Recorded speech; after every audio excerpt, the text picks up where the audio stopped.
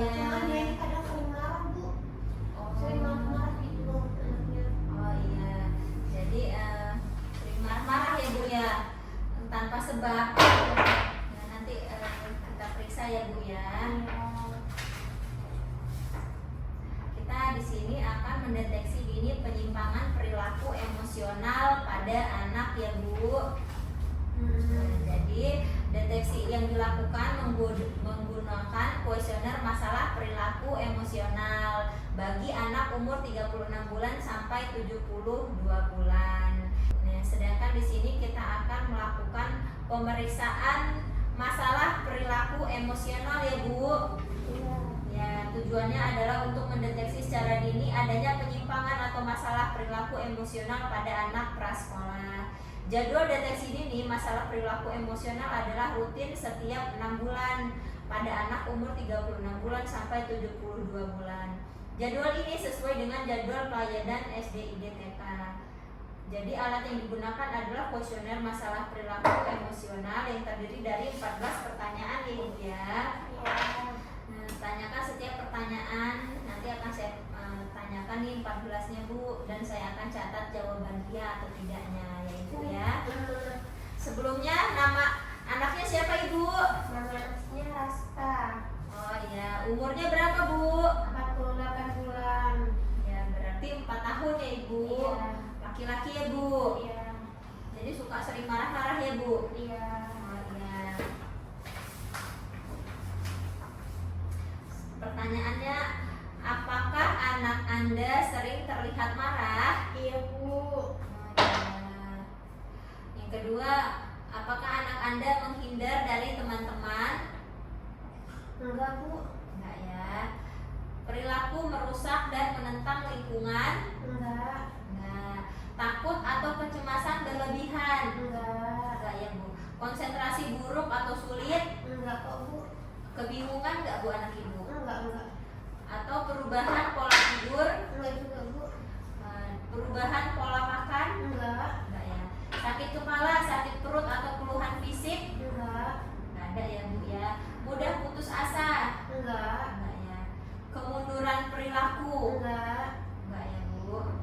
Nah, bila di perbuatan yang diulang-ulang, keterangannya bila ditemukan satu masalah mental emosional maka lakukan konseling. Jadi Bu ya, ini kan ada satu nih Bu, dia sering terlihat marah. Berarti Ibu ada masalah mental emosional pada anak Ibu. Ya Bu. Jadi dari menjelaskan hasil pemeriksaan, sebelumnya kita udah periksa nih Bu. Respirasinya normal semua Bu ya, berat badannya 17 kilo, tinggi badannya 110, ikat kepala 50, ikat dada 56, suhunya normal juga 36,6. Bentuk kepalanya normal ya Bu, bulat, tidak ada benjolan. Mata juga konjungtivanya merah muda, sklera tidak iterik ya, matanya normal ya. Yang pupil normal, keadaan bersih. Coba mulutnya lihat, mulut simetris, bibir utut, kepala tubuh utuh, telinganya simetris, terdapat daun telinga, keadaan bersih ya Bu. Leher juga normal ya Bu, tidak ada benjolan ya Bu, tidak ada kelenjar.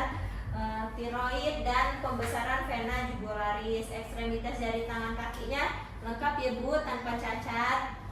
Nah, jadi kita akan melakukan konseling.